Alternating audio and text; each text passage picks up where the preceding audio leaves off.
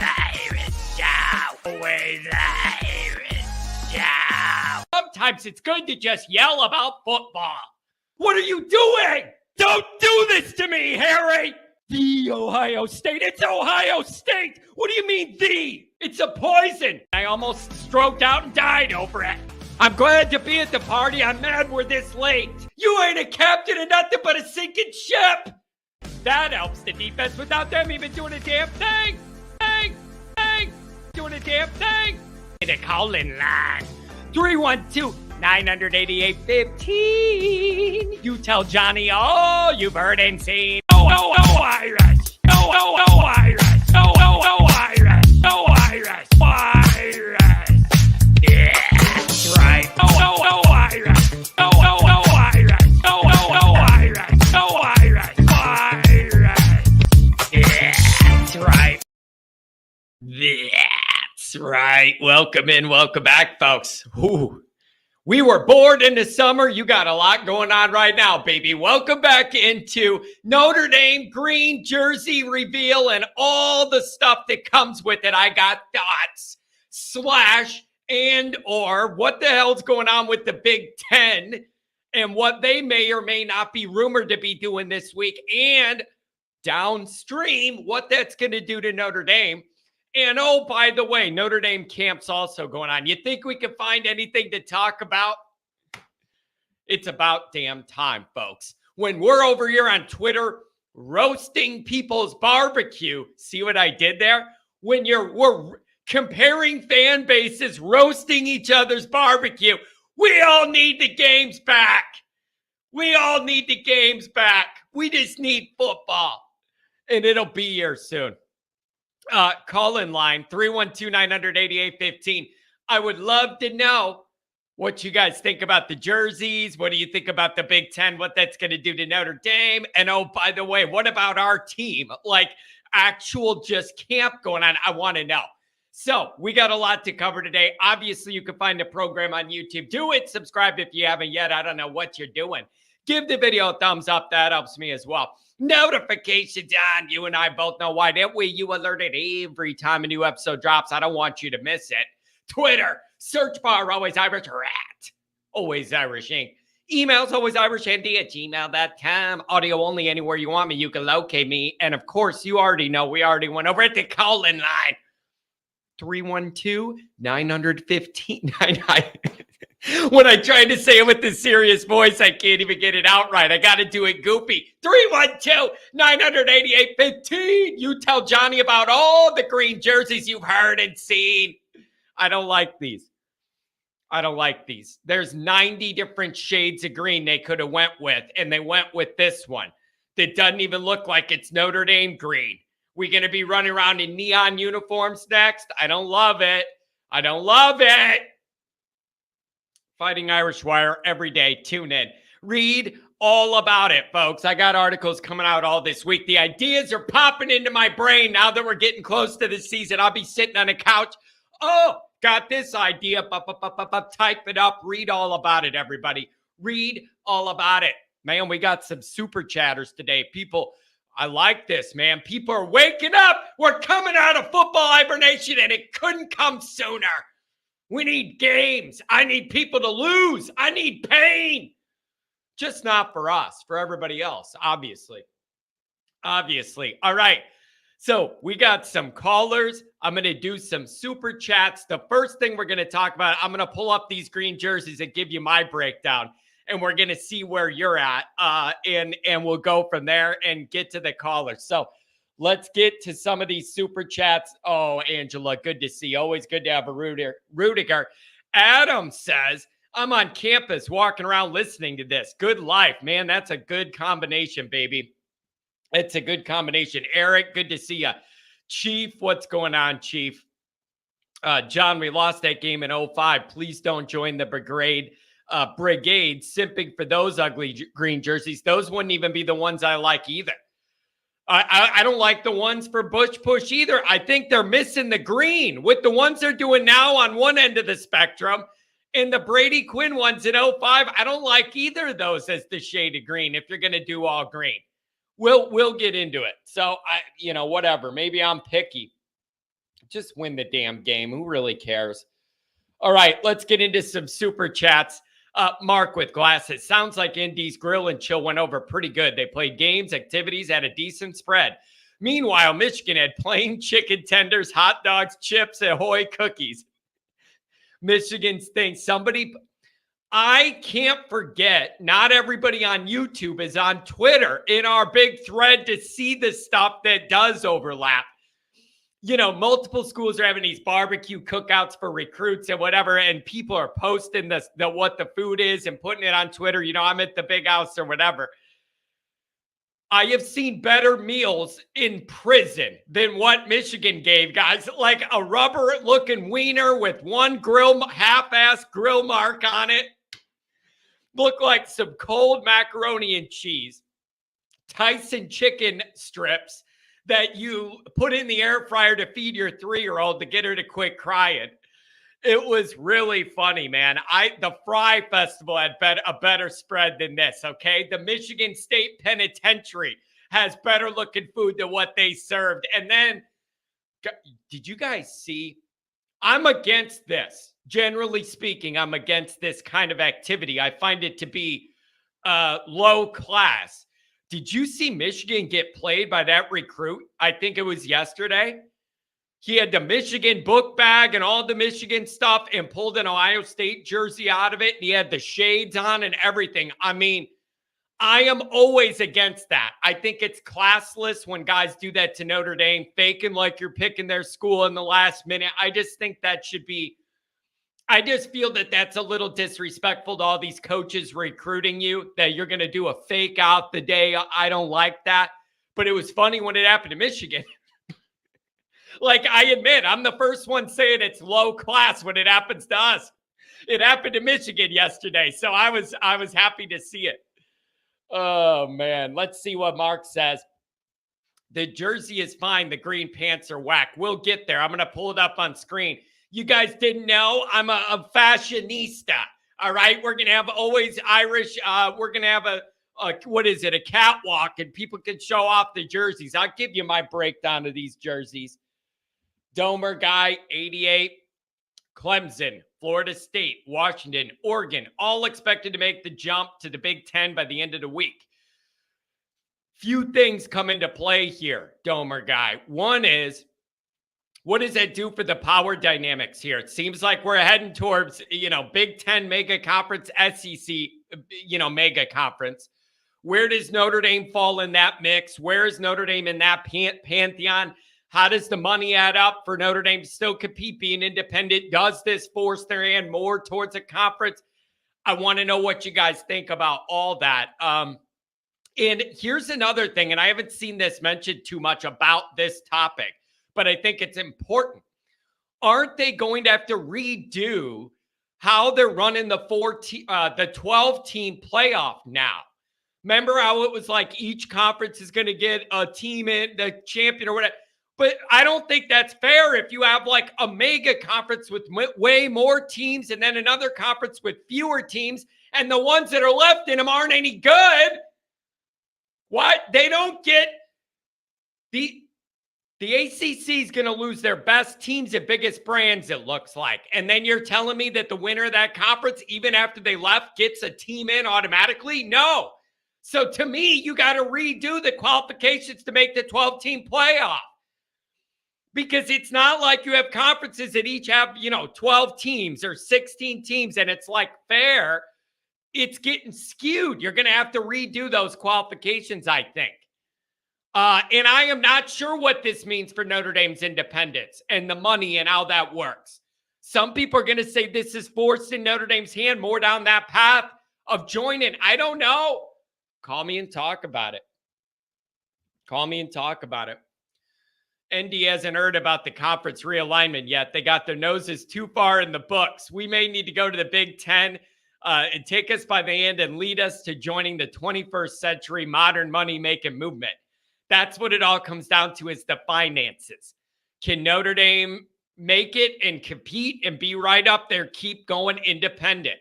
Whatever the TV deal looks like from NBC, whatever it is, or are you going to get steamrolled by these two mega conferences to where you got to join or you're getting left behind? Peep of Aqua, welcome to Notre Dame. You're going to have some big decisions to make landing on your desk right away, it seems like. I don't know. It's rough. Andrew Gilmore, I think conference realignment's going to force ND's hand on independence. That's what I'm wondering. I don't know the practicalities of this. If it's going to force it or not, I don't know. Eric, it's good to see you here, my friend. Domer, if what you say is true, it seems like ND has to join the Big Ten or get left behind. At some point, if enough bigs join the Big Ten, ND becomes less desirable to the Big Ten. I don't think so, because the Notre Dame brand is different. I don't ever see that wearing off. Like everybody knows what Notre Dame brings as far as a TV audience, as far as not being regional, as far as being national.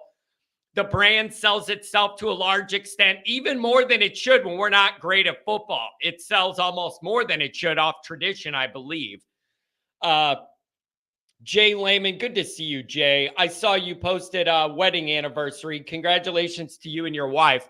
And I like that wild mustache you had a couple decades ago, Jay. I saw that mustache. I like it, baby. I like it. Good to see you. Oh, man.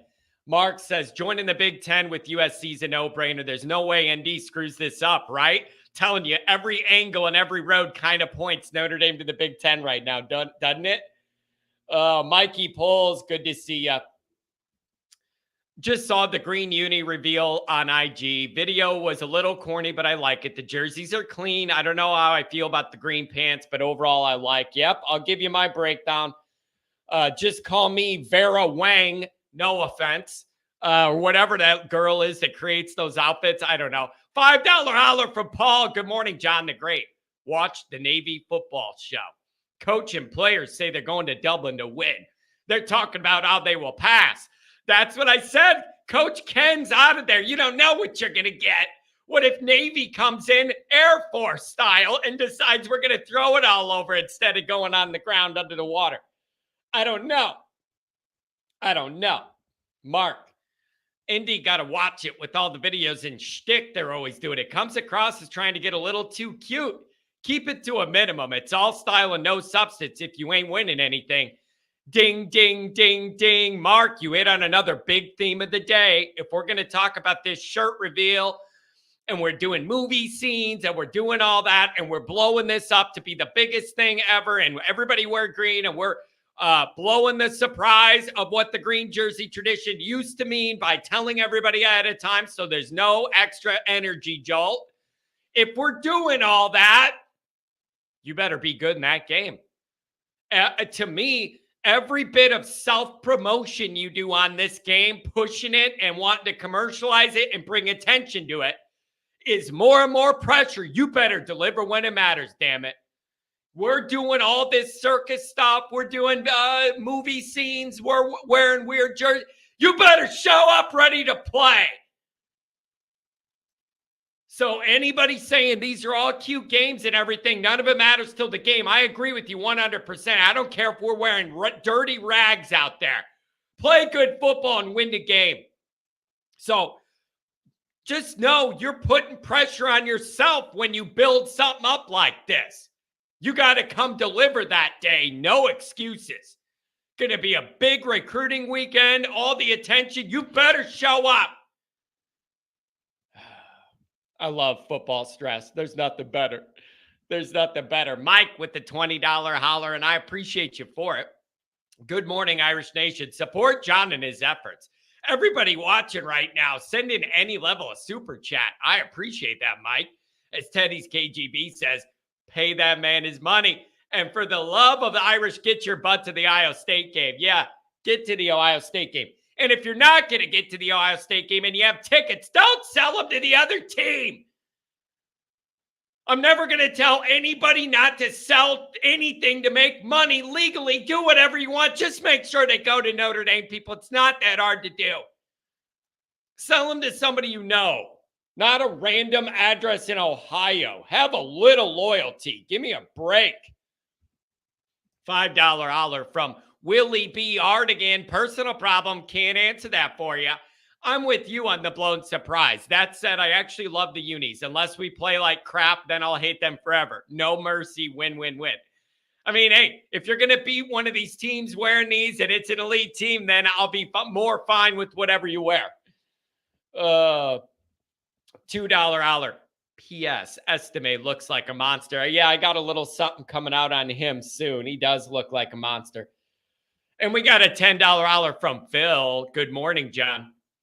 Enjoyed our dinner last week. Wow, did you hear ND's wearing green versus OSU? They're marketing the hell out of these uniforms. I think my dead grandmother 6 feet under her nose. Listen, build it up all you want. But the more you build it up, the more pressure it's on you to deliver. We better be ready. You cannot do all this promotion stuff and then poo-poo on game day. Like you can't do it. You can't do it. What else do we have? Let's see. A couple more chats. I'll bring up the jerseys and we'll be set. Ben, I like that. We need the 77 Green Machine unis. I am always all for anything vintage at that 70s era with the striped socks and that dark royal green. I like that personally. If you're going to do green, that's where I would go. And that color green is kind of in between Bush Push 05, dark kind of foresty, whatever, and the neon we're running out this time. I'm gonna call it Easter egg green. So I don't know. Mark says, I think the surprise at the green jerseys would be art in this day and age. Think about it. That's double the work for the equipment staff with getting sizes and accessories that match for both sets. I understand that. But if they were capable of doing double the work in the 70s and double the work in 05, there's no way they don't have the capabilities to do it now. I am sorry. I'm a traditionalist. The best part about the green jersey thing in Notre Dame is the energy it provides when nobody knew it was coming. Now, there might be rumors. Are we wearing the green? Do you know if we're wearing the green? Blah, blah, blah. There might be rumors, but nobody knows for sure. I prefer that energy that is naturally just there to anything else. But I know I'm an old man. So I don't know. I don't get it. Pour one out for the Pac-12. Yeah, I don't know what's going to happen with that. That is a little rough. John, I hope you come to Clemson this year. Maybe this time the boys won't have to play in a flood. I did get invited to that game. There's an angle. Nick Dean, good to see you, Nick. Oh, yeah. Adam, good to see you. Bradley, what do we got? The problem is ND fans vary in age from preteen to dead, and none of them agree on the times. Yeah, isn't that true? The problem is, I mean, if I'm going to go anyway, I'm going to defer probably to anybody who saw us win before I take the opinion of anybody my age or younger that has never seen us win, of what it's like and what it should be like around here. That's a little rough. Oh, come on. Don't give me this. Don't tell me there's something wrong with the phone lines. I'm going to have an aneurysm first thing in the morning. Don't do it to me. I might hang up and try it again then. That's ridiculous. That is absurd. $5 olive from Chief. I think about all the teams over the years that pulled out their sweet alternates to play ND and got pumped. BC 20, Pitt 20, 18. Yeah. If you're going to do any of those, go ahead and do it against Notre Dame. Why not, right? Like if you're going to pull out something like that, you may as well. All right, let me see. Can't hide speed. Yeah, you can't hide speed. That's why you got to find a role for Love. I don't care if he's a freshman or not. You're going to have to find a role for that guy if he's that fast and that good and that young. Something did pop up on my phone that was weird when I was trying to do this. Let me try and call in again. You guys might hear some beeping. I don't know what you're going to hear, but I'm going to try it again. It's always when I have something big planned that happens. Let's see what we get here. See if I get Steely Dan, vintage classic rock. Thank you for calling Call-In Studios host and call screener line. Enter your 6-digit PIN number. Welcome, host. You are now in the host room and can manage your callers from the Call-In Studio web interface. All right, people, try again. And if that doesn't work, I don't know what I could do. So somebody could try it again. Let me know if you hear me or if it's any better. Let me know. All right, here's what we're gonna do. I'm gonna bring up these uniforms and we're gonna break them down. Let's see what we got. All right. So there they are. And we're looking at them. And I'm gonna give you a quick breakdown here. All right. Number one, the green is not a Notre Dame green. So I don't understand. It's not a Notre Dame green. It looks too light to me. Easter egg green. I don't know. Something's off. So I don't love that tone of green. The other thing is there's no contrast with the pants. That's a big opportunity. It is a big opportunity to contrast with cool pants. You didn't do it. They all blend together. And there's no sock swag. I'm a big fan of sock swag. I just like being able to have those stripes or something there. So I don't love them. I don't love it. So whatever, you're going to do this, you're going to do it. The bottom right is more what I like. With that, I don't know if you call that Kelly green. I don't know what you call that. But that's what I would have preferred. But I mean, anybody could have created this in 4 minutes. I just don't get it. Like anybody could have created this. There's nothing really creative. It seemed to me like they said, let's pick a color green that nobody's ever heard of or loves before. I don't get it, man. Whatever. It's just not what I would have done. But I don't care. If you win the game, who cares? Like ultimately win the game. It makes me nervous that it's just so blown up and so public and all that, the way this is going now. Whatever. It's a sign of the times. I get it. It's a sign of the times. Like, I don't know what to tell you. But those are my thoughts. But we're building it up. You better show up and play. You better show up and play. That's all I'm saying. Let's try and do a call. See if anybody could hear me. 703, can you hear me? Hello? Yeah. Hello? Doesn't sound like you can hear me. All right. Phone line's messed up today. So I'm telling you, once a month, something goes haywire. It never fails. It never fails, but it does upset me. Unbelievable. Let me try unplugging everything and plugging it back in. So I want to know what you guys think. Yeah, it wasn't the Yankees pinstripes. Like we didn't have that. That was really bad. But I don't care what you're going to wear as long as you come in here and win the damn game. I mean that. I really don't. All right, I'm going to try one more time. I unplugged everything. We'll see if this works. Thank you for calling Collins Studio. Yeah. Give me a break. Nobody wants to hear this beeping. Enter your 6-digit PIN number. All right, I tried it one more time. I've unplugged everything. Welcome, host. You are now in the host room and can manage your callers from the Collins Studio web interface. All right, let's try it again. 937, do I got you? Hey, Jonathan, you got me. It's working. All right, all right, everybody. I unplugged all the wires, plugged them back in. I don't know what happened. I short-circuited just like my brain on a Monday. So you can hear me? We're good now? Okay. Yes, I can hear you good now. All right, beautiful. Hey, whatever you just did, it just worked. I was listening to you on YouTube, so gotcha. I was able to listen, but now I hear you perfect through the phone. So that's great. Beautiful. So, all right. So now let's set the scene here. Big commitment for Ohio State yesterday. Everybody's roasted Michigan's barbecue, and we got all the Big Ten news. Where are you going to go first, bud?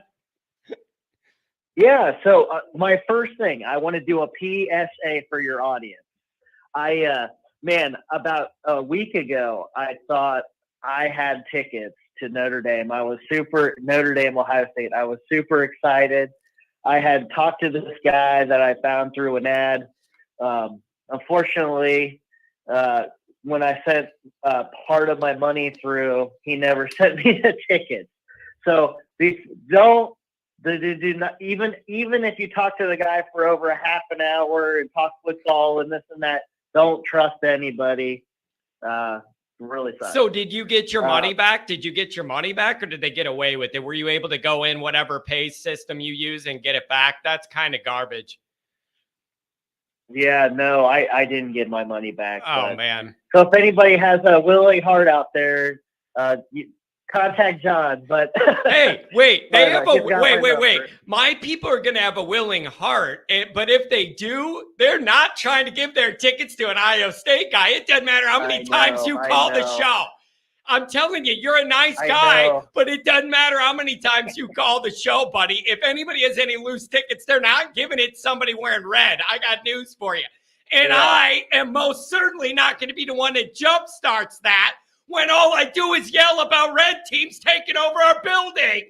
You got to understand the position you're putting me in. This is great. Yeah, no, I know exactly. But you know what? Why don't you call up? Leprechaun has a little extra cash out there. Why don't you call up your buddy Bucknut and see if he has a couple tickets or something stuck under his face paint? Maybe he could give you an extra ticket. Well, you know what I might do is just go up there, and if somebody has some unused tickets, then I might try to get in that way. Yeah. At this point. But, that could be an idea. Hey, listen, you're a Big Ten guy. That's what I want to talk to you about. Nobody wants to hear about Ohio State right now. Tell me, is this really going to happen with the Big Ten? And then also, what does that do to the conferences that are losing these brands and also the power of the Big Ten and what that might force Notre Dame to do or not do? Where do you fall on all this? What do you think? Wow. Yeah, so I've been reading some rumors. I mean, kind of the obvious ones were Oregon and Washington. It seems like they're destined for the Big Ten.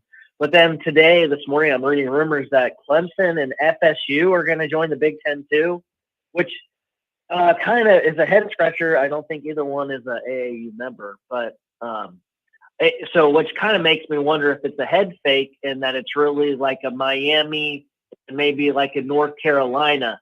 But those other two schools have been fed out there to kind of be feelers. From what I understand is that they worked it down to like a 10-year deal where they'll pay $30 million a year. But if you subtract $30 million from the Big Ten contract deal that they would get coming in, they're still up like $60 million versus what they would be. Right. And it would be more than what they're making now by like 30 million. So if that's the case, then I think we're going to see things move a lot quicker. Yeah. And that will obviously change Notre Dame's calculus on what they're going to do next. And then what happens? What happens to the ACC then? You have a bad TV deal that nobody likes. Then you're going to lose a couple of your biggest premier brands and fan bases. What happens to the ACC then? So my question is this: if the ACC loses their two top schools, I mean, does ESPN have it in their contract that they can just go ahead and that they have some sort of exit clause? Because who's going to view the other schools? How many North Carolina State fans are out there? There can't be that many. Yeah. So at what point are they even worth anything? That's and so I don't know. And then the other extension of that is I think about the expanded playoff format. I believe they're going to have to redo how you get into that field because all the conferences have such varying amounts of teams now. I don't think you could do it how you did before where, the Big 12 gets a team and the Pac-12. If you have these unbalanced numbers and quality of play, you can't do it that way anymore, can you? No, it's going to have to be at large. You know pretty what? much. It's going to be regionalized conferences. It's going to be regional. It's going to be AFC, NFC, and you're going to have divisional teams, like divisions. And I think probably one weekend a year, it's going to be a Big Ten SEC Challenge type of week. That's what I think. Yeah, no, that would definitely be interesting. And I just don't know, man. As a Notre Dame guy, I sit here and I just feel like pressure kind of. And I don't know how to put not intense pressure, But the more you see these like the Big Ten grow, it's like a bigger footprint, more power. I picture more money. And like the more that happens, the more it makes me feel like Notre Dame, like all the arrows sometimes are pointing to the Big Ten for Notre Dame. And sometimes I feel like it's a matter of when, not if. Those are all things that cross my mind. Yeah, well, it's like going to be a quality of an opponent pressure, because if you have 5 games, if you're still connected to the ACC, you'll have 5 teams, and you're not going to be playing a Clemson or a Florida State or possibly a Miami. Yeah. And I mean, nationally, you're not going to get much credit for playing NC State, honestly. So right. At that point, you kind of got to figure out what you need to do. Maybe you can make a 5-game schedule versus SEC or a Big Ten, and try to remain independent. But also, too, if let's say the playoff is different in the way that they do, like let's say maybe they do at-large bids for 2 teams in each conference, or maybe each division in each conference, then that really changes the calculus of what Notre Dame needs to do. Yeah, and so I just think there's a lot of things we don't know yet, and I'm still waiting to hear I still want to know, among other things I have big picture questions about, is I still need Notre Dame to announce that next TV deal. The next AD is the NBC Sports guy. I'm sure it's going to be with them, but I want to look at what those numbers are going to look like. I don't know where that all stands, and like that'll be very informative as well. And so I don't know, man. It's really interesting. Can I ask you? I don't want to turn this into an Ohio State show because the Irish people don't like it when I do that. But let me ask you this though: what's that quarterback situation like early in camp? Do you have an early feel on that, or one guy taking off, or what are you guys looking at? Now, I've seen some varying reports on that. What are you guys feeling with that part? So what we're feeling is, I think we have 2 legit players that can play. Devin Brown, and he would be the second guy, and then I can't think of the first guy's name, but he played in the spring game. I think both guys are capable. I think nobody at Ohio State is very concerned about quarterback. I think the offensive line is the biggest mystery in camp, partially because we brought in a guy that can play right tackle. He played at San Diego State last year. He started every game for them. That's a big jump, and it's a big jump of week to week competition there when you're doing that. Right. Yeah. And we did that too with the team in pad, so we don't know. Yeah. We went down that road, taking a transfer guy. I think he was actually from Marshall or a smaller conference, and it just didn't work. It was just above his skill set to be comfortable playing against bigger, faster, stronger guys like up that level. We learned that the hard way. I think it was, McCord. It was Madden. It was Kane Madden. And I remember he kept getting beat, and I kept saying that he played O-line more like John Madden, and I still think that's funny to me, but, whatever. And so it didn't work out for us. So I don't know, man.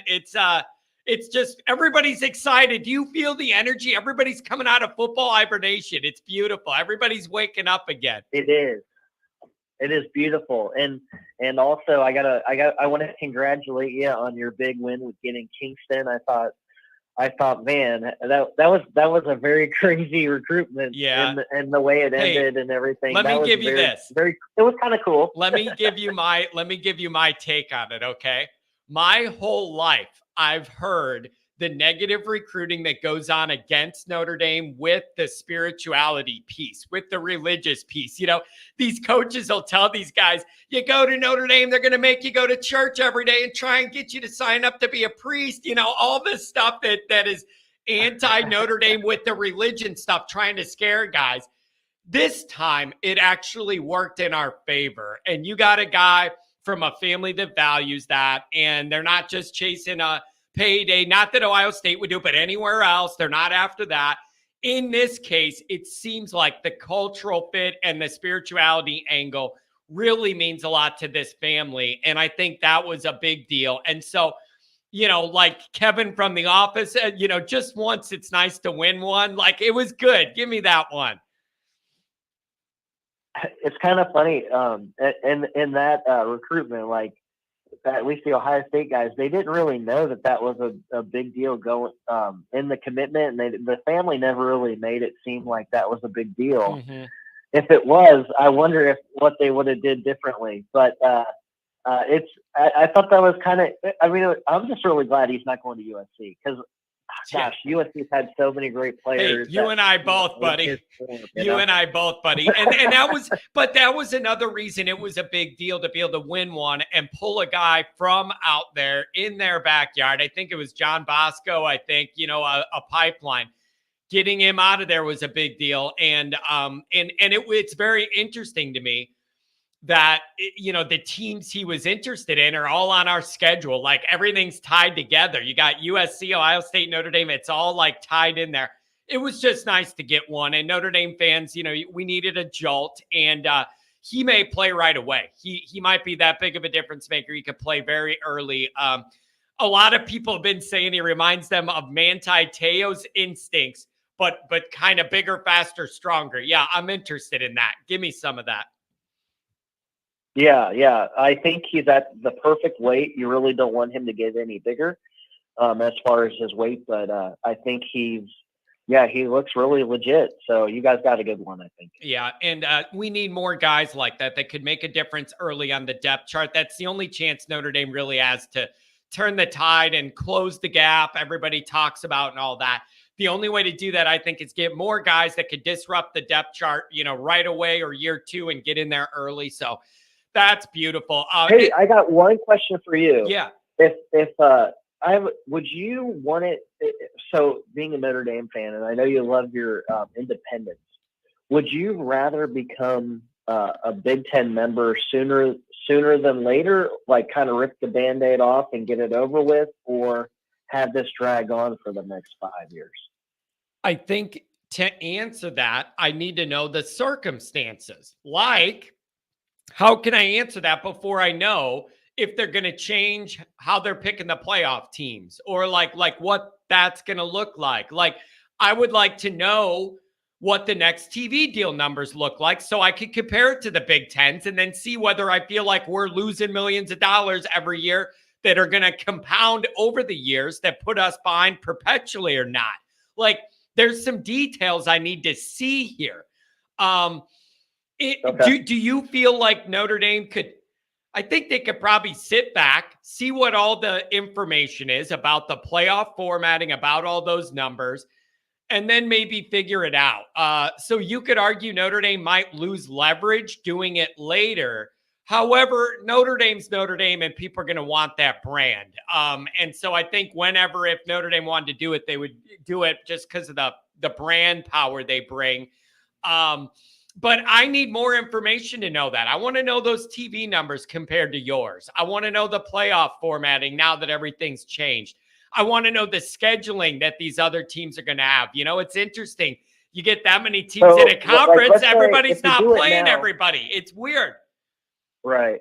If you do it now, see, my question is, if you do it now, could Notre Dame pick the fellows that they want to come with them? You know what I mean? Yeah. Versus if you do it later, and we have 20 teams already, do we really want to bring in more teams that Notre Dame might want to bring, like a Stanford? Even though, gosh, I think that's the silliest of all the Notre Dame rivalries. That one just doesn't. I know you're both like very good academic schools, but yeah, Stanford they're very lacking as far as other the eyeballs first off, and then second off, they just don't take their sports, at least with football. Yeah, but I do. But you know how this goes. Getting the Stanford academic brand into the Big Ten would be a big deal. That's why they would be appealing it. It doesn't have anything to do with football. I think it has to do with bringing all of their academic credentials and the research and all that they do in. And so I would get that, but this is going to be really interesting, man. Like, there's powers that are shifting, and it just looks to me like you're going to have two mega conferences here, and then maybe they beat the hell out of each other.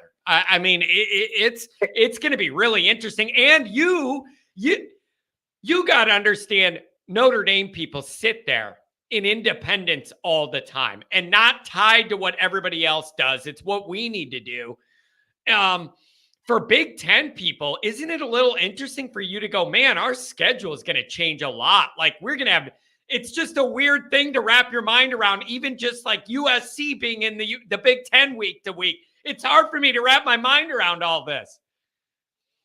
Yeah, I'll say this.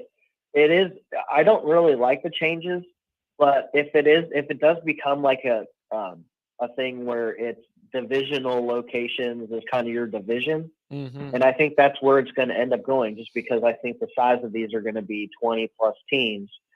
Then I think it's kind of exciting, it's kind of exciting. And also too, it'll even out schedules as far as, like the Big 12, like, Texas and Oklahoma get to play, C plus teams every week. Yeah. Or Clemson, they're playing C plus teams every week.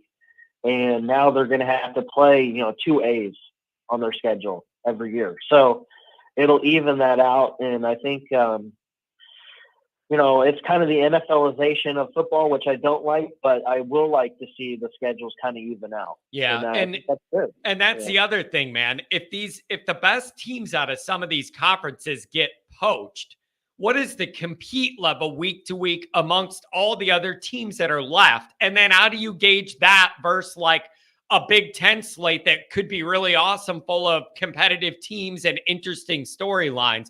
Like, I don't know how you do that calculation either. Like, who's going to respect the ACC without Clemson and Florida State? There ain't much meat left on that bone at that point. I mean, what interests you then? Yeah, and if you took out Miami and North Carolina, those teams are gone. Yeah, sure. I mean, it's so, I don't know, man. It's just wild to me how much this sport is changing, and it's just a sign of the times. And it's all about chasing money and lining yourself up to be in the best position to be able to reap those benefits. It's a changing world. In a few years, college football is going to look completely different than anything any of us saw. Hey, man, it was really nice touching base with you on a Monday. And I mean, even though I give you a hard time, I do feel bad somebody ripped you off. Like, that should never happen. That's just a bad guy. Well, just be careful. Even if you talk to somebody, like I couldn't believe it. He actually kept trying to recontact me and say, "Oh yeah, they're coming." I'm like, "Are you kidding me? This is, if you're going to take my money, you might as well run." Yeah, yeah, exactly. Like, not stick around.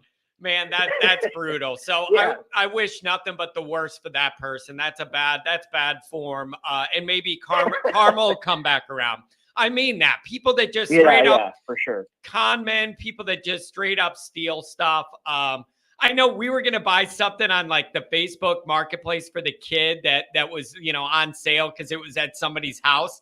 And then we found out the person selling it stole a dead lady's account and took all the money. And people would rather steal than just work hard. I just don't understand it, man. It's not how I live. This guy must have even looked at my Facebook, because I have pictures. I went to the Notre Dame Matt Ryan game like 15 years ago. Yeah. And he mentioned that he was at that game. And it's like, I didn't even bring it up or anything. He said that was one of the games. He'd been like 3 games, and that was one of the games that he'd been to. And I'm like, what are the chances? So we had a lot to talk about, right? And man, he just made it. It just was too good to be true. Now looking back at it, yeah, man, that's tough. So, I'm sorry that happened to you, man. Hang in there. You still got some time. Maybe some tickets will pop loose in your circle somewhere. Oh yeah, that's true. Have a good week, buddy. Hey, thank you so much, Sean. No Have problem. A good one. Take care, man. I'm just glad the phones are working again. 703-818 coming up next. Pat Cotter, good to see you back. I think he's in California still, or was. And he was talking about the importance of the way Notre Dame schedules Stanford, that on the rotation away years, that it puts us out there on the last weekend of the year. And that's a big recruiting situation. And so that provides them on those rotational years to end the season out in California. And then you're able to recruit out there and you're already on the West Coast. And that is fairly traditional that the Notre Dame coaches will stay out there and recruit. Or if it was Kelly, it would stay out there and golf.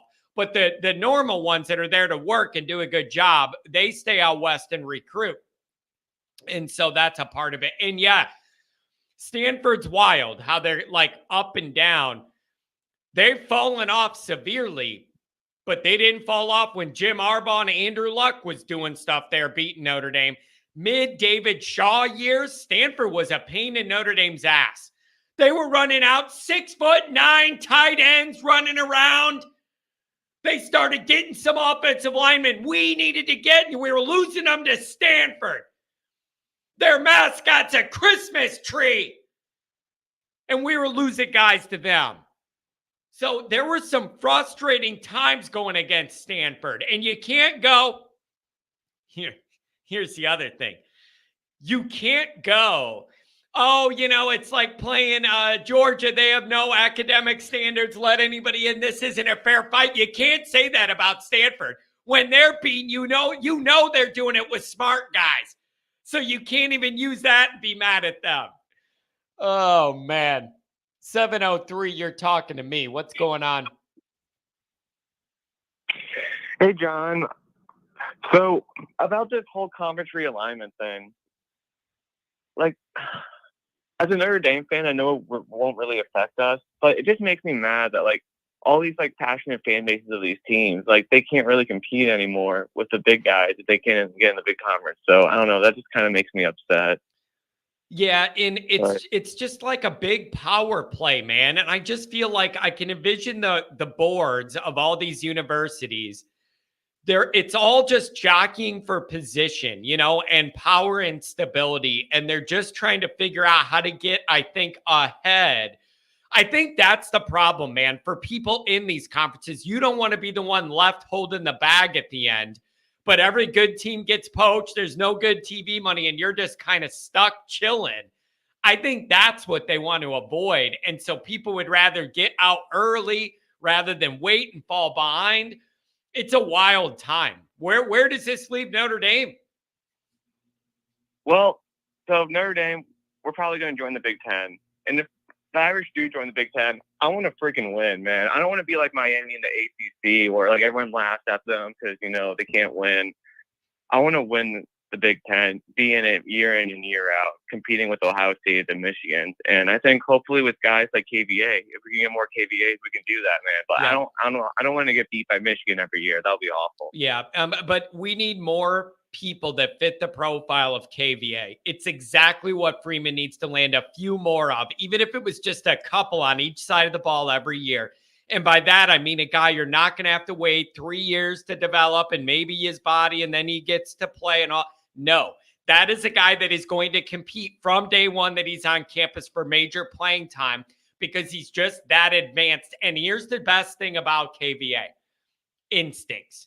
Linebacker instincts are key. And the best ones have that intuition of knowing where to be and where the ball's going and where the play's going. This guy has advanced instincts, and that's a beautiful thing. So he's going to be on the field early, and Notre Dame needs to find more guys like that on each side of the ball.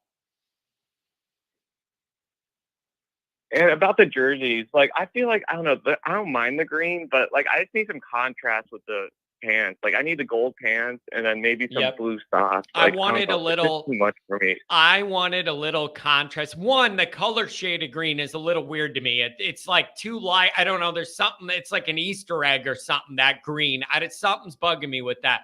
I always like contrast, especially when you have gold in your color scheme. I would have liked a little contrast, and I like the striped socks, the vintage Notre Dame striped socks from like the 70s. But whatever, man, they can wear whatever they want as long as you show up and win the game. That's the thing, man. You don't get to promote this and do all this and record movie scenes and do all, and then no show. You're bringing this self-promotion on. You better play well. I'm fine wearing these jerseys again next year if we win, but if we lose, throw them in the garbage can. Yeah, and so I don't know, man. It's going to be really interesting here.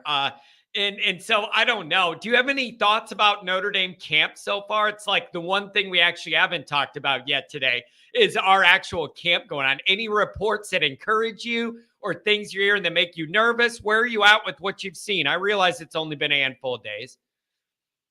what encourages me is that, I mean, freshman Caleb Smith wasn't going to play anyway much. So everyone that is going to play is healthy. I'm just excited about that. And I'm excited that you told us that JD Price has his first. Like, I'm excited for the team. I'm excited for what we're going to see against Navy. I just hope it's not close. Hopefully we can. I mean, I have a lot of respect for the Navy guys, but we got to take it to them on the football field. Yeah, and I don't know, man. I just think if everything comes together, this offense should look so much different than what we're used to. It should have some electricity, truly test the defense, sideline to sideline, and depth-wise. Like, defenses are going to have to honor Notre Dame. They're not going to be able to play us like they did in years past. And I like that, being able to throw it on them, being able to run on them, and do both. We have not been able to threaten a defense in that way in forever. Mm-hmm. Yeah. Well, John, I got to get going, but thanks for having me on, man. I love your show. I'm usually at work. I mean, I have work off today, but I'm always listening to the show. So keep doing your thing, my man. I appreciate that. Hey, we're only going to ramp up from here. And then once we're in this season, we're off to the races. I can't wait to see what those first couple call-in shows after games are like. And then getting into Ohio State week. I mean, we could do some fun stuff. So I'm excited. I can't wait for it to be here. Thanks for calling, man. Have a good week. You too. Take care. Yeah, I don't know, you guys. Like, I'm hearing people say that all this Big Ten movement is like forcing Notre Dame's hand. I'm not sure about that. Maybe, but I'm not sure about that. I think it depends on some of the money stuff. It depends on the playoff format. Like, I'm just not sure that I'm ready to say it forces Notre Dame's hand until I hear all of these other parts of it. Conundrum says NBC's forcing Notre Dame's hand.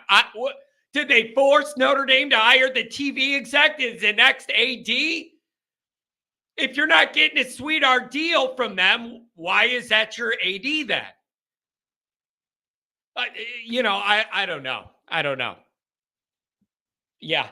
Adam says, sign me up for the Big Ten if we get to play that Michigan schedule. And it's funny. It's somebody that doesn't like Notre Dame put in here. You guys know you can't win a conference, and that's why you want to stay independent and all that. Dude, a couple years ago, Northwestern with 4 and 5 losses was in their conference championship game. Give me a break. Like, come on, man. Like, I remember getting so mad. All of this credibility goes into winning your conference championship. And I was looking at a 4-loss Northwestern team being the representative of one part of the Big Ten playing for a championship. I have zero respect for that. Like, no. Like that, that's the one that gets me. It's like, oh, well, who should be in our conference championship? A team that lost 4 or 5 games. No. Ain't nobody got time for that. I certainly don't. 318, make it great. 818 after that. Good morning. Good morning. I'm a big fan of the show. My name's Greg. I'm currently in San Diego, so I've been trying to get on a couple times, but my timeline doesn't necessarily match up all the time with your show. Hey, listen, I appreciate you listening, and also I appreciate it's early out there, because if you're out there, you're a couple hours earlier than it is here. Not even 8 o'clock yet, right? That's correct. Yeah, no, but I just wanted to say, what are your thoughts on the thought process of pundits on the other side? I've heard this quite a few times that that people will they'll do their like game by game reactions of the show, not reactions of the show, reactions of the games. Like they'll say who they predict to win each game for us. And the argument that I kind of find somewhat convincing, yet I somehow, like, just in my bones as a fan, don't seem to agree with, is the argument that if you can't create an argument that beats one of the big 3 teams that would play on the schedule, Ohio State, Clemson, and USC, then how can you make an argument that would, if you can't make an argument for one, you can't make an argument for all. So automatically, a lot of these guys will predict Notre Dame's ceiling is 9-3 because they can't make an argument for them to beat USC. So because of that, they can't make an argument for them to beat Clemson, or they can't make an argument for them to beat Ohio State. In my opinion of it is kind of like, it seems like the national media seems to be on board with this idea, but I see them. I think that all three of the teams are very different teams. Yeah. But for some reason, the national media, because they tier them as this like upper tier team. One. Yeah. Like pick to win, maybe win their conference, and all three of those teams are there at that level. Yeah, I get that. Yeah. You know what? Like, I want to bring this. I like what you're saying, because I've struggled with this in my mind all summer as well. When I ask people what direction this will go, you kind of referenced it.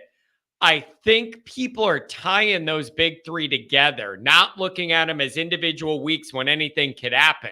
And then I think you end up in a position where the people who think we could beat Ohio State then think you could beat the other ones too. And then people are figuring, if you can't beat Ohio State, why should I think you're going to beat USC, who has a better quarterback than Ohio State?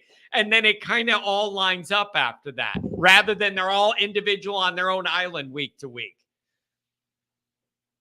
Yeah, exactly. And like the big thing that I hear that kind of bothers me is this idea that USC has escalated to the same tier as Ohio State and Clemson. Now here's what I'll say about that. I don't think they have, as far as recent elite like track record.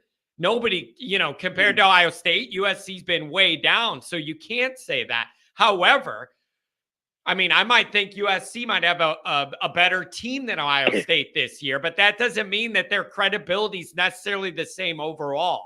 You know what I mean? I just think USC's clearly on the rise. And so I don't know. It's an interesting dynamic, though. These three teams are just, it's amazing that Notre Dame has all three of them again.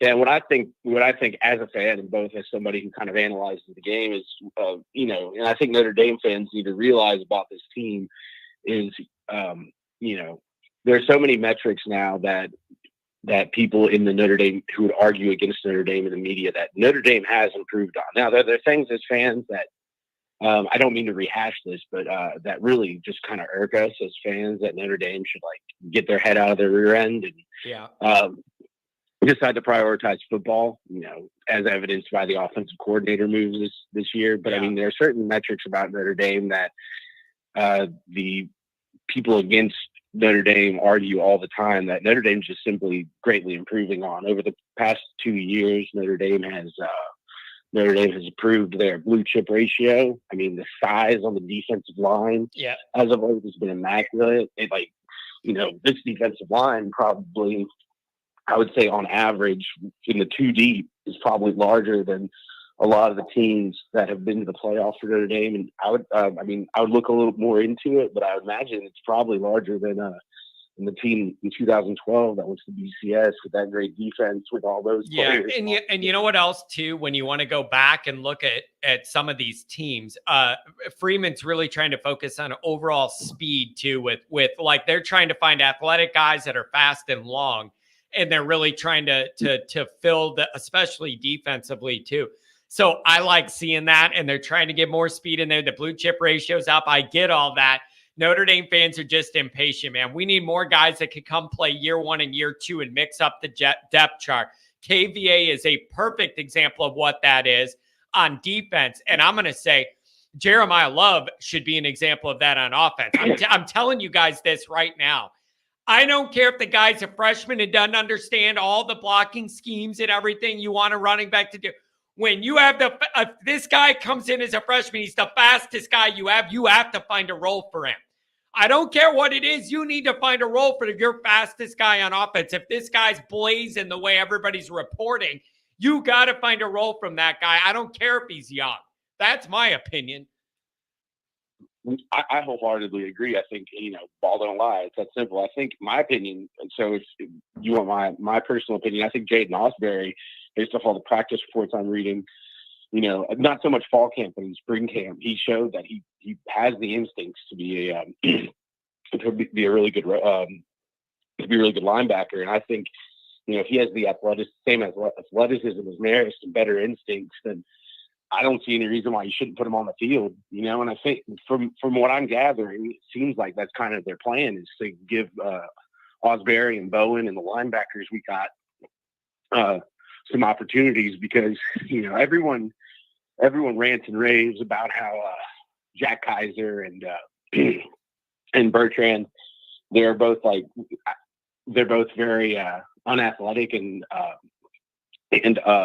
unappealing at the linebacker spots. I'm not going to sit here and argue that they're elite linebackers, but I think that's based off of like a few bad performances in the year. But if you put on like the Navy tape and you put on the North Carolina tape, Kaiser and Bertrand are all over the field. It seems like a lot of times they're trying to cover for Marist, and you know, I think I have this personal belief that Marist is going to become a really good contributor next season, but I think he's on a very short leash. So in those moments where he's making boneheaded reads and he's not on his assignments, I think there'll be times that he's pulled. And you know what else I like? Here's what else I like. Think about the difference between last year and this year. You're not starting with Ohio State where you feel like you need to be on your game and near perfect to like win the game and all that. They are going to have a run up of games where they should be able to have the opportunity to mix up that lineup, mix up the personnel and the packages, move different guys around. Like, you should be able to do that in actual games early in the year. Figure out rotations, figure out roles, and have that going on in some of these games. So when you get to Ohio State, you know exactly who you can trust and who you can't to be where. But Notre Dame's going to have some of that flexibility, or at least they should. And if they don't, then we have a whole nother set of problems. But those first 4 weeks should give them time to put those younger guys in there, have a blend of the veterans and the younger, more athletic guys, see what clicks, find great little roles for people to a niche for Marist or whatever. I want to see them play with that rotation. Exactly. I mean, there's no denying Marist is an excellent athlete, and there are places on the defense and in certain roles for excellent athletes that are, you know, I'm not insulting anyone's intelligence, but I mean, I believe Marist is just a very, I think he trusts his instincts a little too much in the role he plays. And I think that's why he blows coverages a lot, and he blows assignments and stuff like that. Listen, man, so something just seemed a little off last year with that unit. Like they were like maybe it was even recognition, like a half second late to react, or a half second late on a blitz that cost them, or shedding a block, or like knowing where you need to be. Like they were just off just enough that it never really looked like they were all timed up right. And I'm not an X's and O's guy. I'm just looking at it going, the timing on what that group's doing just seems a hair off. And I don't know if that's over calculating it in their minds more than just reacting, or the other way around. I don't know. But it just needs to get tightened a little. Oh, yeah, 100%. You know, linebackers and the offensive line are the two units in college football, in my opinion, that if most of the every other players on the field aren't reacting the same way, it completely can destroy a game plan, completely can eliminate what you're trying to do on that play, especially with the type of defense Al Golden's employing, you know, and he seems very aggressive. There are things about that I like very much. But and you know what? That's another question I have is I'm really interested to see how Al Golden adjusts from year 1 to year 2 in this defense, looking at the things that went right, the things that went wrong, the personnel that we lost that we have to replace. You know, getting off the field on third downs, kind of an issue at times last year for Notre Dame. The blitz is getting home with reliability. That was a big issue last year. And let's not forget red zone defense, dead last in the country in giving up touchdowns once the opponent enters the red zone. That should just never, ever, ever happen to Notre Dame with this level of talent.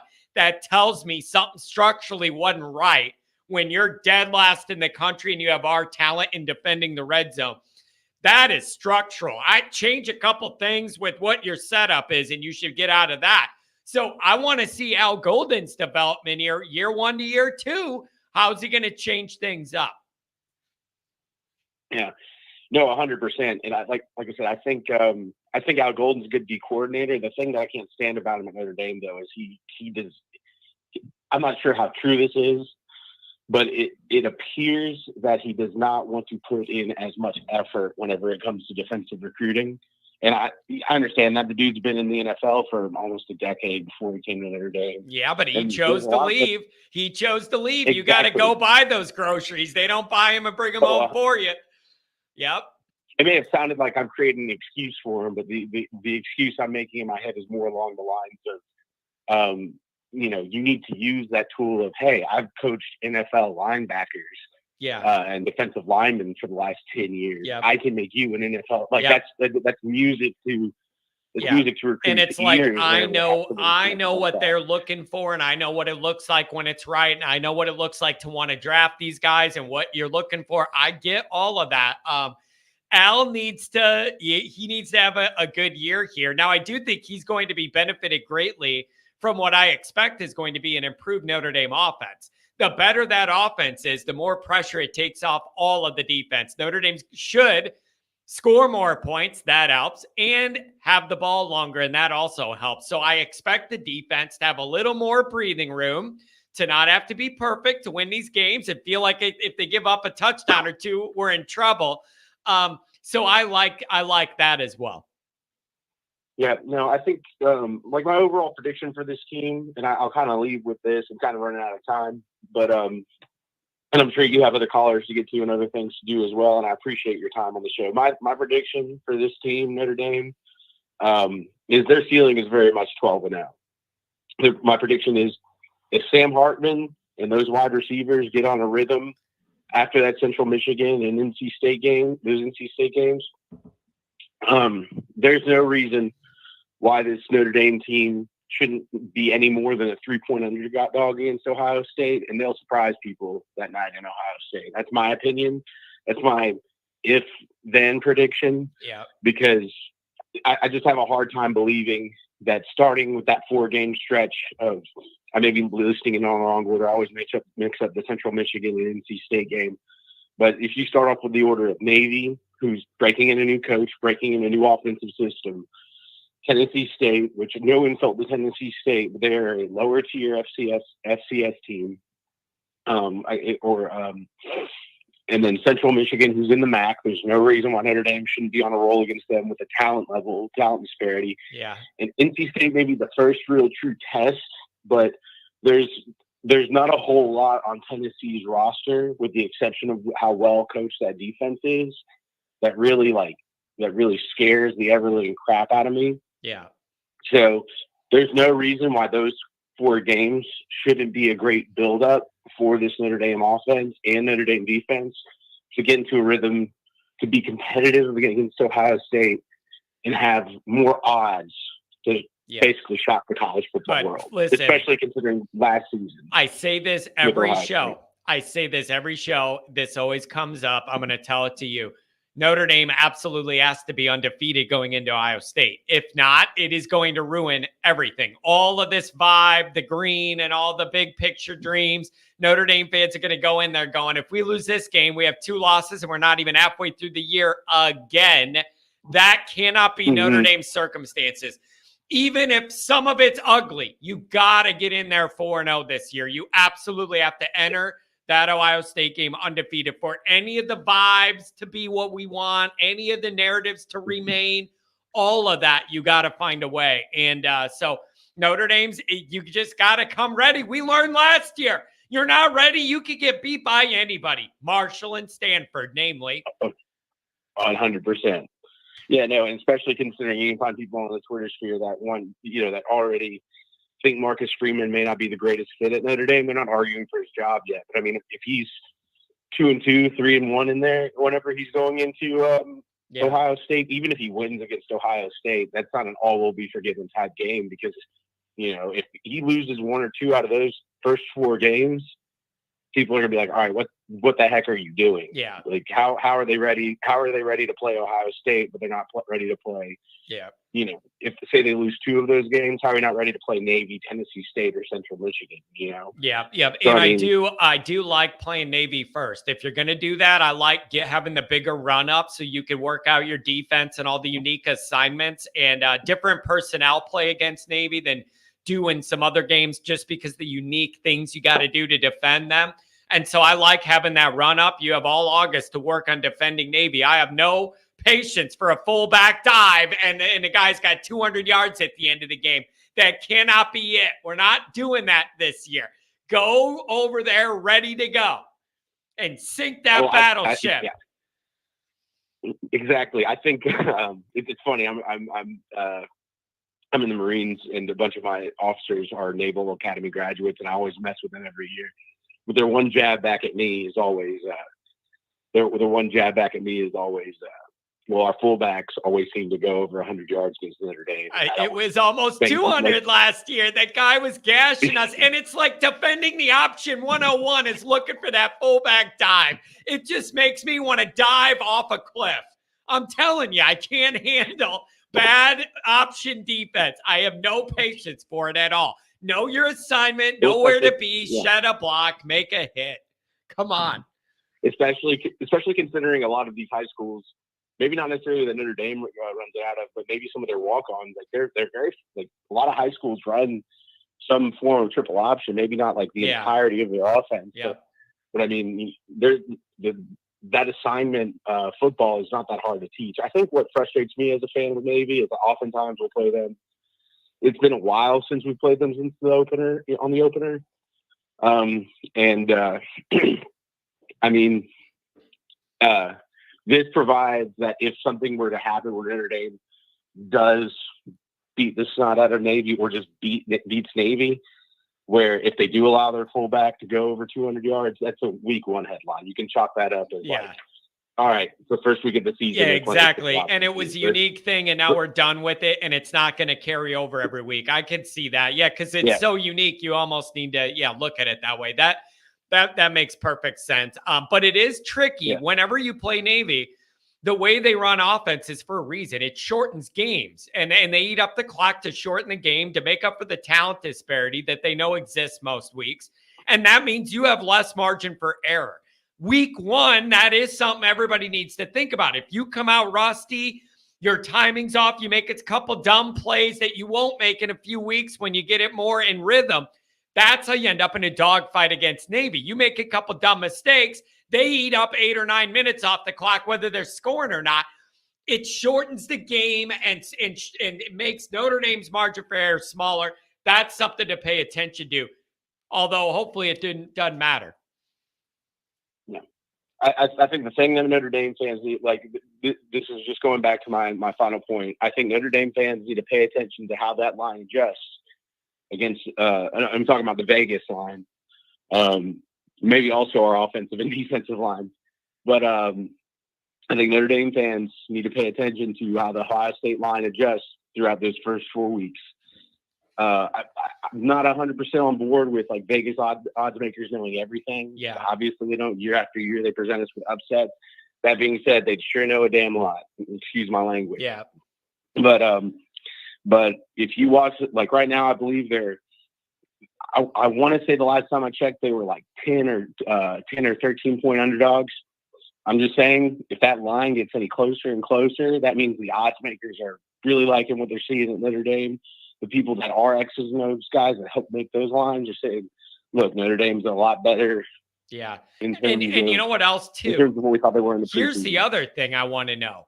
How much is that line going to change depending on what happens earlier in the year? If Hartman comes out hot and this looks like a real modern offense that no one's used to seeing from Notre Dame, and they're running it and throwing it, and Hartman's healthy and good, I wonder what that changes, once we get in the year. Yeah, no, 100%. And I mean, a lot of it is also dependent on Ohio State's performance. They have a relatively easy schedule as well leading up to Notre Dame, so they have the opportunity to work out the kinks with their new starting quarterback. And, it seems like death taxes and Ryan Day having a really good starting quarterback seem to be certainties in the college football world and life. That being said, he's still new. He's not putting any disrespect on Kyle McCord, but he's not Justin Fields. Yeah. And yeah. I mean, he's not the CJ Stroud either. So Ohio State fans need to be careful with how ballsy they are about their predictions on Notre Dame, because that game could be a heck of a lot closer just based off that factor alone. And Ohio State's no longer the dominant team with more dominant cornerbacks. Notre Dame is. Ohio State's not going to be the team coming in there with a better quarterback. Yep. Frankly, Kyle McCord could be a superstar, but Sam Hartman is a superstar as it stands right now in college football. You can say what you want about his draft stock. Yeah. As a Notre Dame fan, I don't put much faith into that. Notre Dame has the better offensive line. It's that simple. Even just looking at the tackle positions. Notre Dame has really good talent in the tight end room. All of them are monsters. And you know what I'm starting to think more and more. I don't know why this is in my head. I wrote this in an article yesterday for USA Today Irish Wire. I think Holden Stays is going to have a breakout year. I think he's going to have a breakout year. And with Mayer gone, there's room for like a new guy to shine and more balls to go around. The new offensive coordinator's the tight end guy. He wants to use them. I think Holden Stays is going to be a nightmare mismatch over the middle and up the seam. And I for some reason, I just see him having a breakout year to where Notre Dame fans are going to start recognizing that name. Oh, yeah.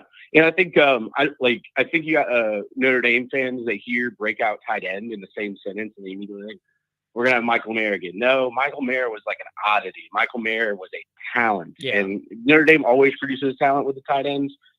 But it's going to be a minute before we see somebody who produces like Michael Mayer did. That doesn't mean he won't become the pro prospect that Michael Mayer did. Yeah, but the production part.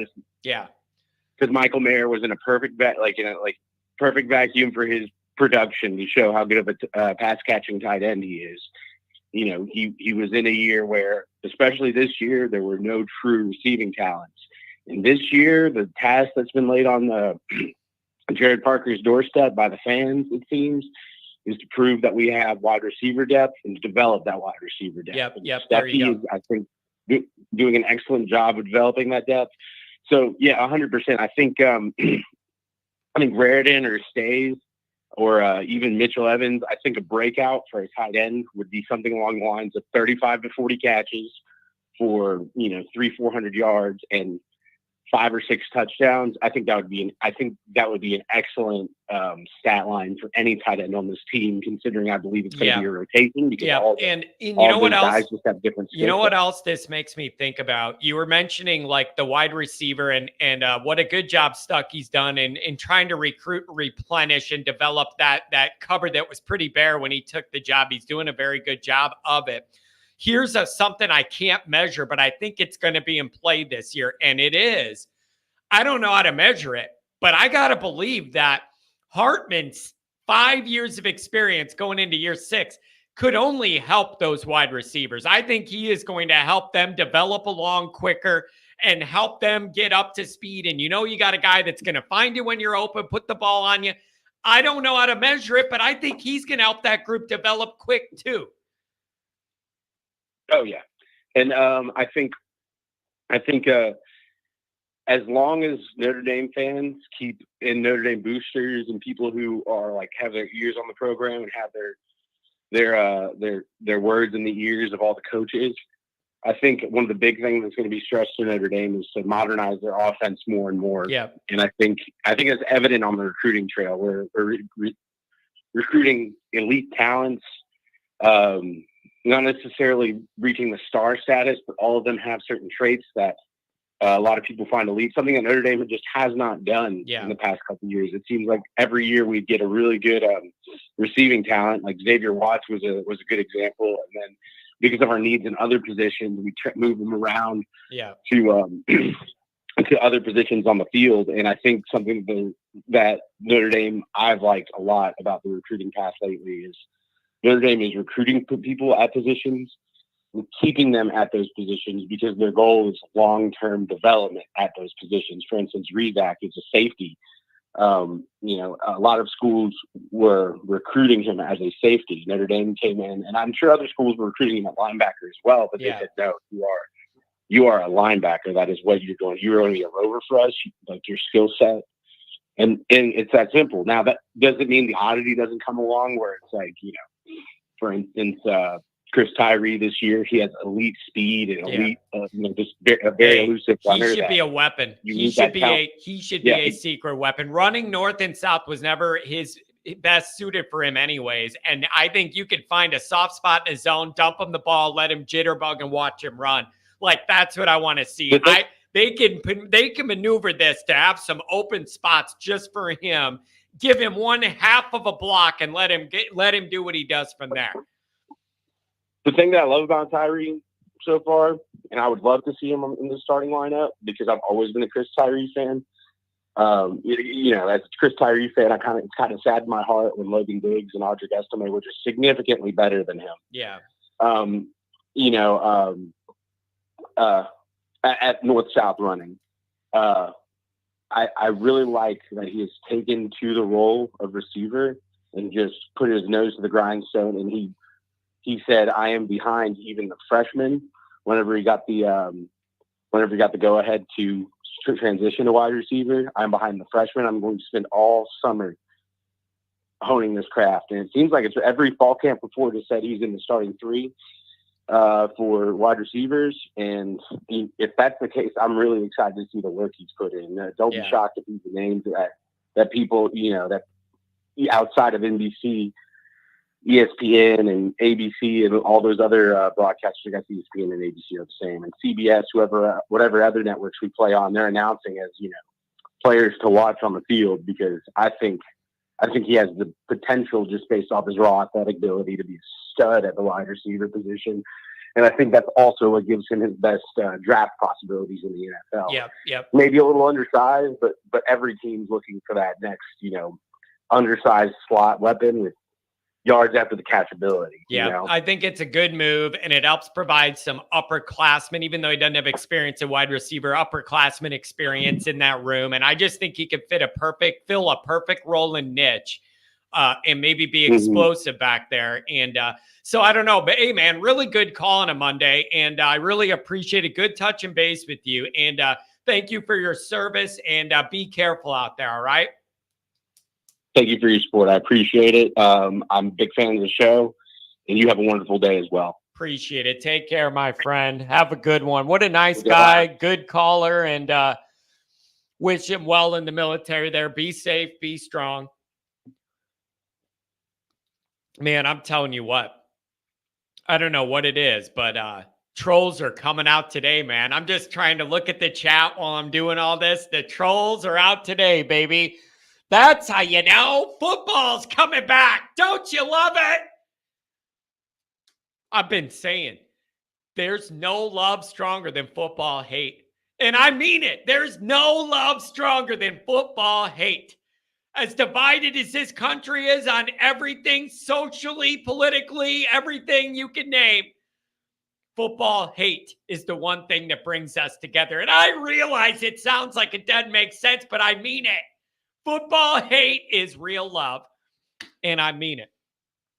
818, make it great. Good morning. Hey. What's going on? I'm just glad I got the phone lines to work, man. It's always something. Right when we got a lot of action, something goes wrong with my line, but I'm glad I got it figured out. Thanks for joining me.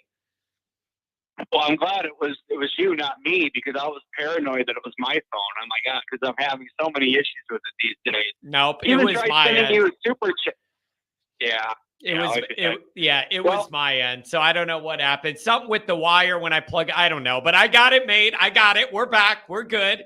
Rodney, what do you think of the green, baby? What do you think of those greens? You like them or not? No. When I first saw it, I'm like, oh, of course they went with that stupid lime green, whatever it is. And it would be a little better if the numbers were gold because it pops better. It's just, who designs these things, man? I mean, they look like Marshall. We look like Marshall, kind of. They like yeah. Who? I said we look like Marshall in them, in the Marshall greens. That's a weird green. It's just not a Notre Dame green. It's not a Notre Dame green. No, boy. And I like they look like the Tyrone. They look like Yeah. the Tyrone Willingham 2002 Boston College jerseys. They can take those and Now wait. straight Now to wait. hell. All right. Now wait. I was in high school for that game. I remember it. I was in high school for that game.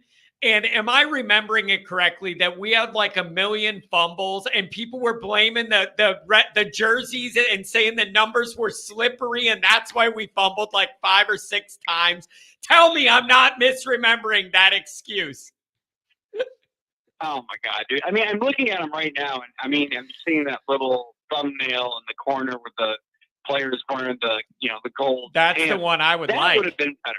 I think that is John, slick. I don't know why you get this wrong all the. I just don't know why we get this wrong all the time. I don't know. Okay, all right. I mean, to me, it's so simple. Okay, so you got green jerseys. First of all, a little bit dark. The green that White's brought out for 2005 USC, and I think Kelly did it again for the Army game one year. Yeah. Those look really good. I agree. The 77 jerseys look great as well. I just don't know why we complicate this. Just get a nice color of green. And by the way, maybe some, I don't know, gold pants, maybe some blue socks. They have a little bit of blue in there. But dude, even in general, why can't we? My thing is, I'm like, all right, everybody knows we're doing this. I'm mad about that because you're willfully giving up the element of surprise and all that emotion to be able to sell all this ahead. I get it. Make sure it looks green for on TV. I get it. I don't have to like it, but I get all that. Okay, fine. But if you know you're doing this and you're building this into this big of a huge thing, how did this is what you landed on? It's the least creative thing you could have done. You picked an off-color green and no contrast and called it a day. There's no unique features. There's no unique design work. You picked one weird green and all the decisions were made. It doesn't look like there's a lot of effort. Where's the effort? Where's the creativity? What's really disappointing to me is if I find out that there was like 7 designs and the players picked this one. I don't know. And then you know what else, Rodney? Here's the thing. This comes full circle. When you do this and you make this publicity stunt with the movie scenes on Twitter and releasing it and doing all this and making it a big deal, you are bringing extra attention to this moment. Notre Dame's got to be ready. Like you're self-promoting the way they are and doing all this. It would be really embarrassing for you to no-show. So these guys better be ready to go. I don't care what color it is. You better come ready to play that day. John, would have been really funny. This is a great idea for a future uniform because everything's about the money anyway.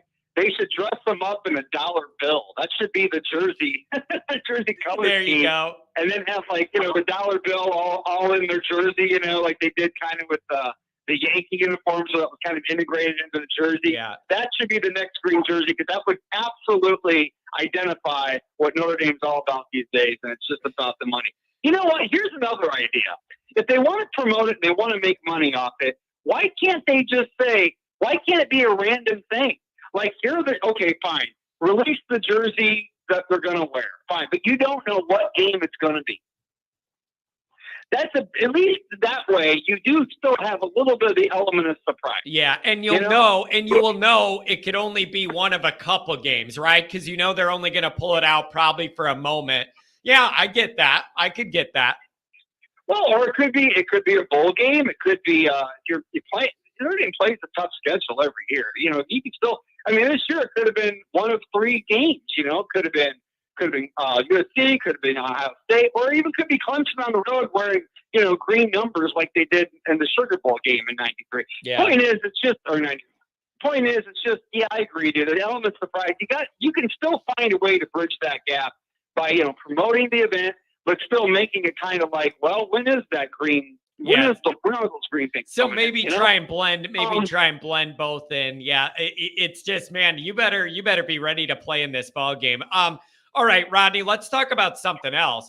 Are you up to date, up to speed on this Big Ten stuff and them looking to get Clemson, Florida State, I believe Oregon and Washington? And what sort of pressure or not will that apply on Notre Dame if these things take place this week? Hey, John, can I ask you a quick question before that? Because I don't want to forget to ask this. But yes. I'll come right back to that because I saw that. Two really quick questions about uniforms. What are those new helmet things they're wearing in practice? You know what I'm talking about? Like, it's like this foamy thing they have over their. You know what I'm talking about? Have you seen those clips? I think it's some sort of tracking thing where it measures their heart rate. I think it's some device where it registers all their metrics of like pulse and heart rate. Unless I'm looking at something else. I thought that's what it was. Like some device that tracks all of their stuff they're doing.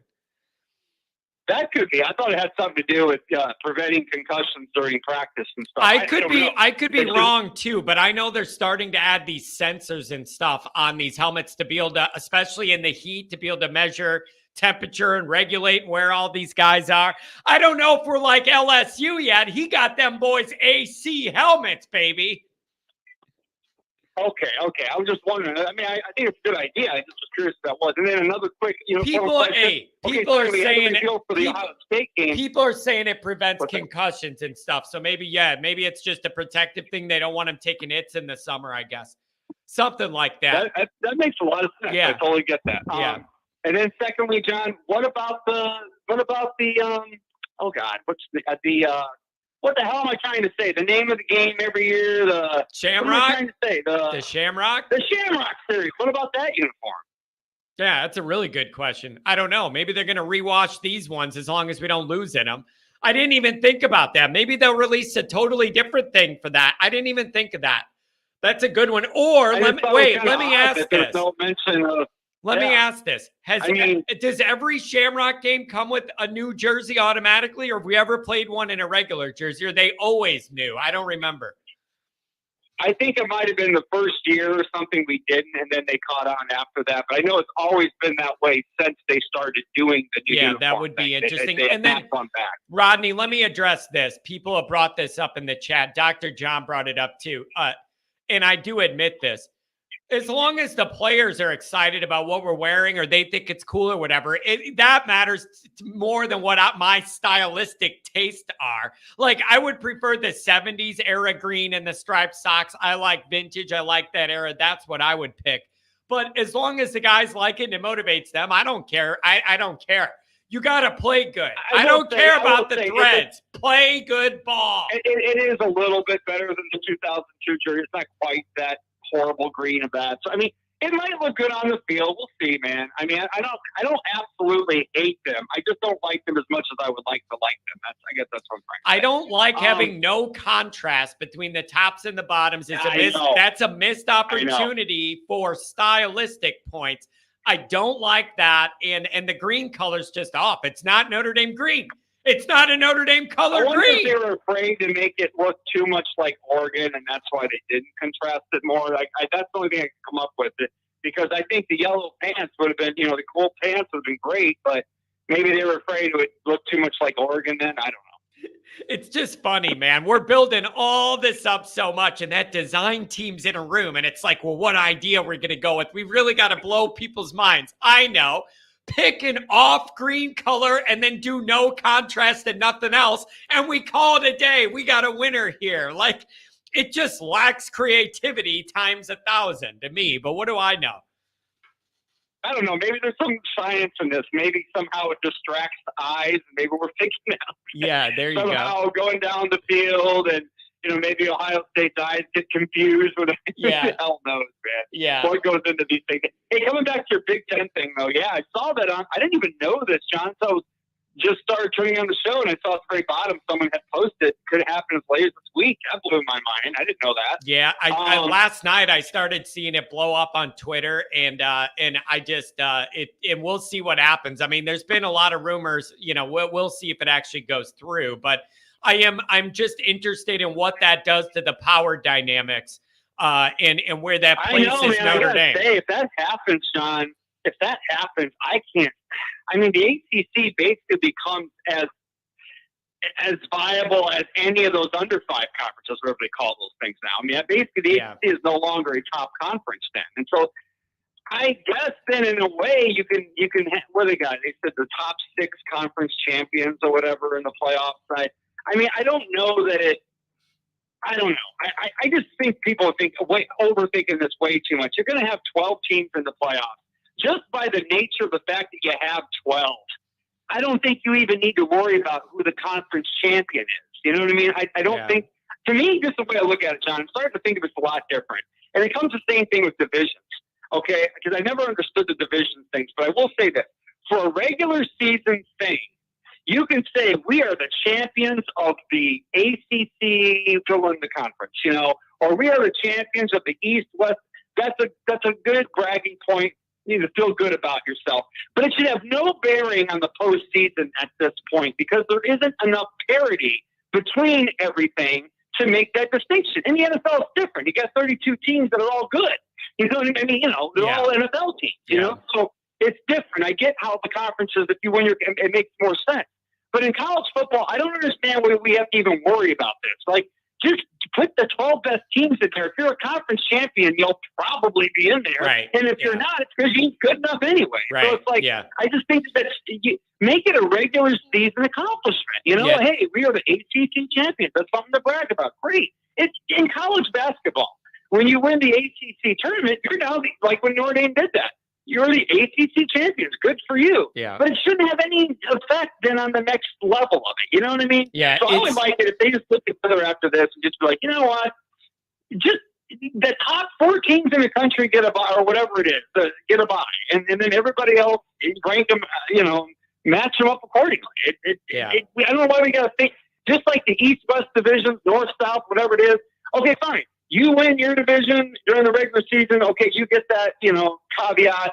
Hey, good for you. But then once you then play your conference championship, that should have no bearing. It should be number 1 and number 2 in the conference, no matter what side of the division they're on. And the same goes for the playoffs. Yeah. Oh, hey, listen to this, Rodney. Somebody just said, Brandon said, there's no Shamrock game this year. So then I guess that gives you your answer to the question, and then you could burn your alternate here. That makes perfect sense.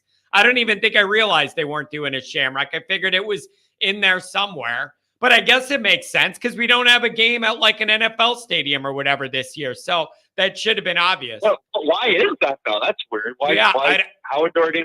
I don't know. That seems like an odd marketing thing on Notre Dame. Or I don't know. Yeah, now wait. Now people are saying they thought Navy's kind of the Shamrock game. But are they calling it that? I don't know if they're calling it. They're calling that a regular game, even though it's at that stadium. So maybe that trip took the place of a neutral place game at an NFL. That makes sense.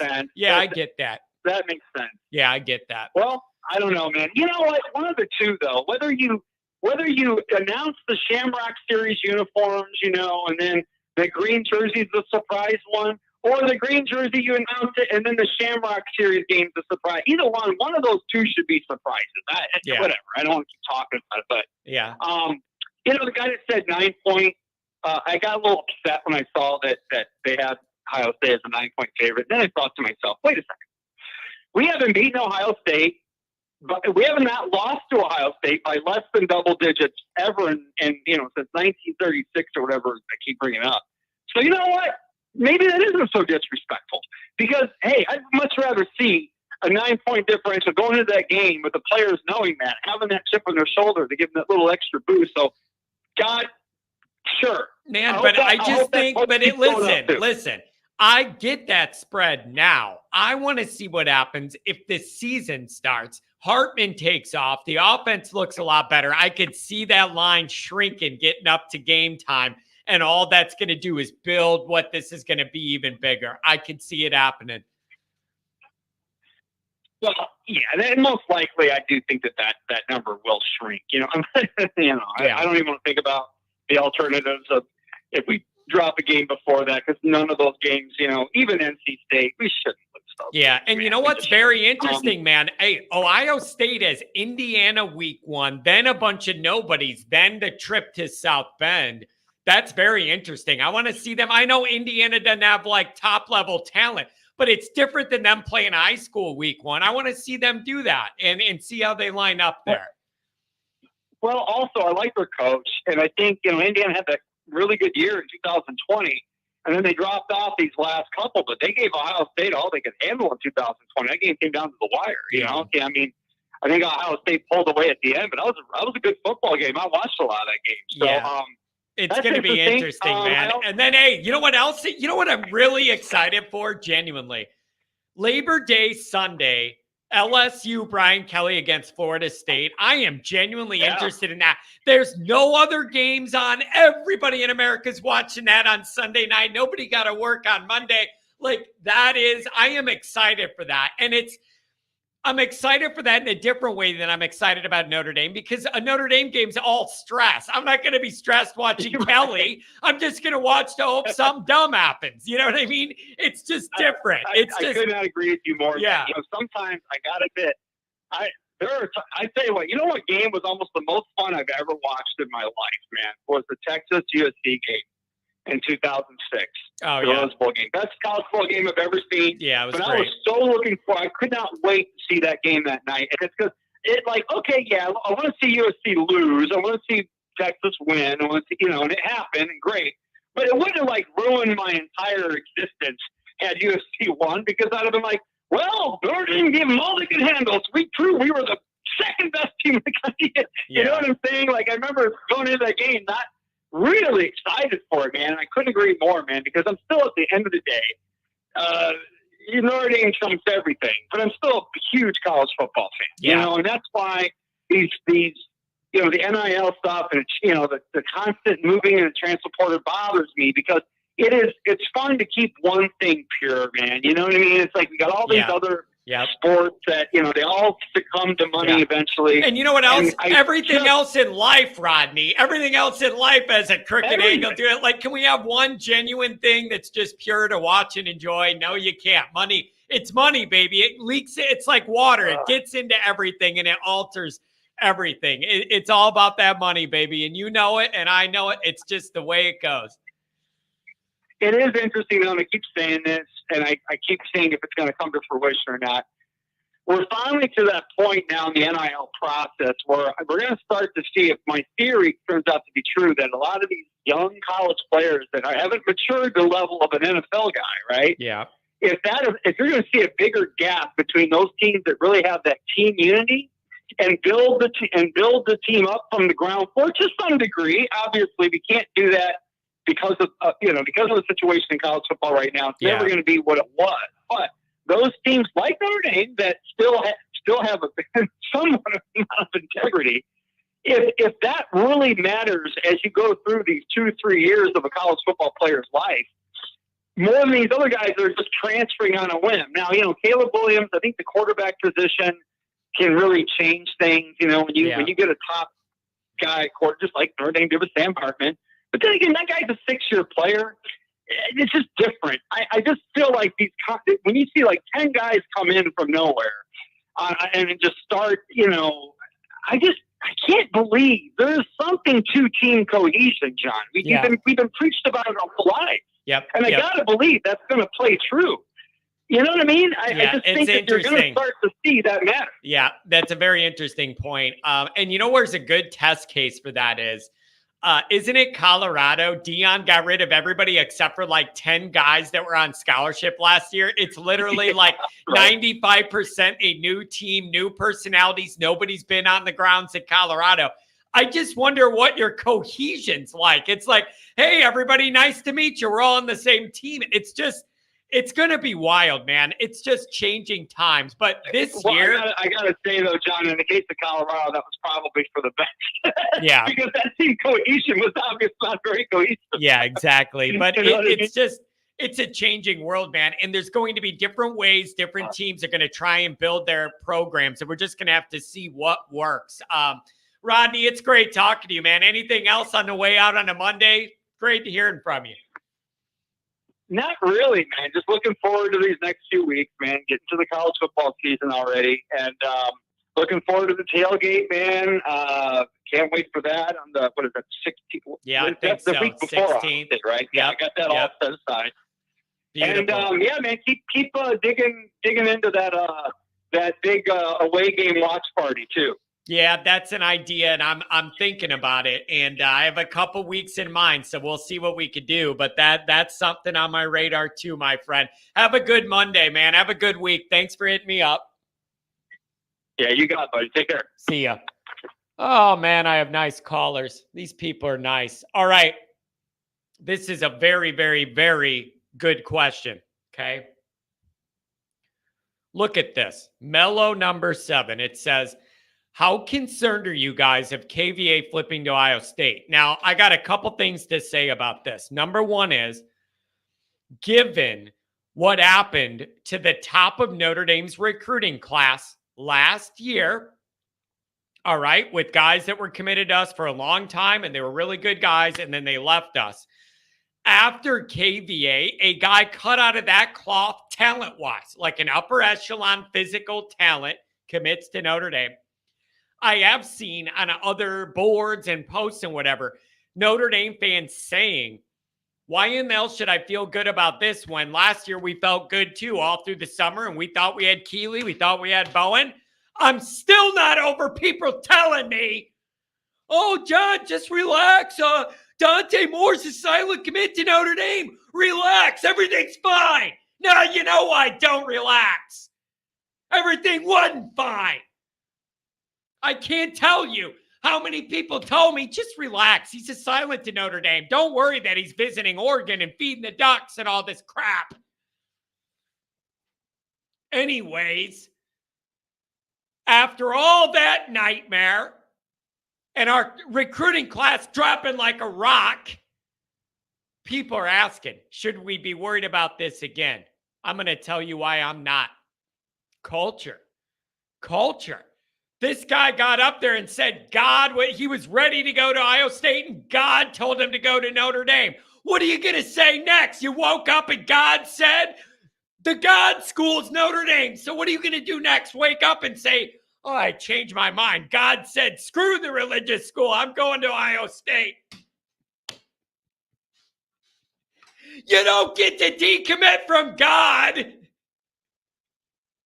You don't get to decommit from God.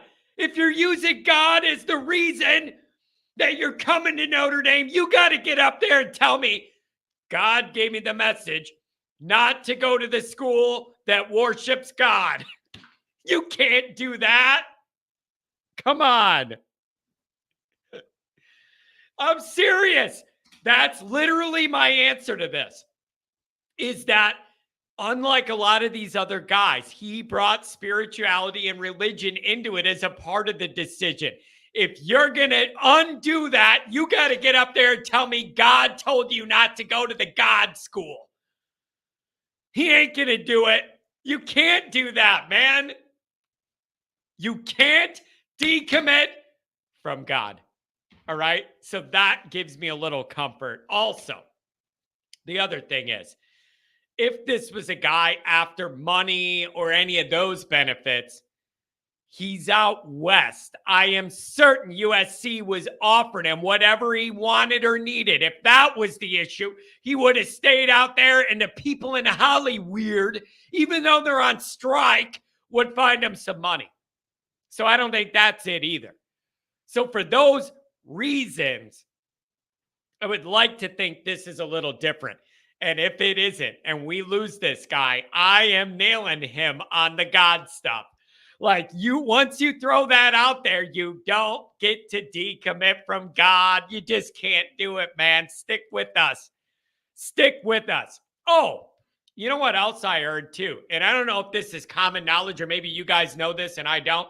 I'm open to the idea. I'm behind on this. Maybe you guys let me know.